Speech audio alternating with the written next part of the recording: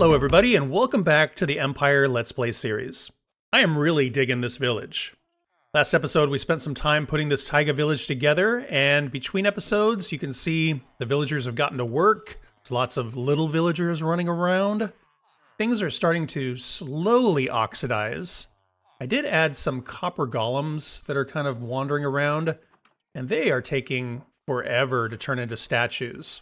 Thought they would make good gargoyles up on the roof line, but we'll see if they ever turn into statues. I did a little bit of trading with some of the villagers, and I got a few cool things. Among them, I got some maps, and I also got a plains map. So you can see here, Plains Village map. I don't think it's anywhere we've been yet, so we'll hang on to that. Also have our original map. I want to update that, and then I made a banner that we're going to use in this village, and then we need to also name this village. Let's run out here into the forest a little bit. Hello, cat. If we update our map, there you can see our village. The copper roofs look really, really cool. Again, I love how the trees are kind of integrated into the village. And you can see off to the right, I removed some of the old buildings and replaced them with trees. So those are all growing up over there. The other thing I did, like I said, is I made some banners. So I think I want to put those out here. And I sort of made them look like a tree. I just think that fits in real nice with the theme of this village.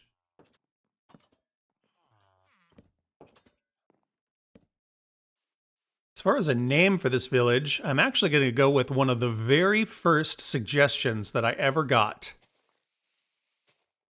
We're going to call this place Eastwood. You know, being out east and being in the woods and all, it just sort of made sense. So let's take all of our maps and our horse and head back towards the map library. Let's take a quick pit stop here at the storage facility. So, between episodes, I ran a bunch of things over here to put stuff away, and I noticed these guys haven't oxidized yet either. They are definitely turning colors, but still got a long way to go before they turn into statues. I'm not sure how long it's supposed to take. You know, copper blocks, they take various amounts of time, and I don't know if it's similar for the golems or what. So, we'll get statues someday. Anyway, back to our original plan here. Let's run over to the map library and let me kind of lay out what's going to happen next, because I've made some decisions. So, here is the world. Went ahead and made all of the item frames, laid them out, and what I've decided is this is how far we're going to go with this world. Now I know, as you can see, here's Hilltop Village. Right up here is where the taiga village is going to go. And I know out here somewhere there is a snowy village. We're just not going to get out there. Now I know there's also a desert village up here. We'll definitely get there. So this is basically my self-imposed world border. And you can see we've got a long way to go. We're on episode 76 out of 100, and in 76 episodes, this is everything that we've exposed. So we're not even like halfway as far as exposing the map. So we're going to do a bit of that today. And there's a couple of obvious candidates. Like right here, there's this big hole in the middle of our existing map. We should definitely take care of that.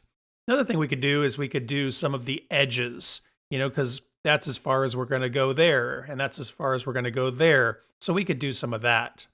It's weird. I just noticed that the item frames with maps in them stick out farther than item frames without maps. I never noticed that.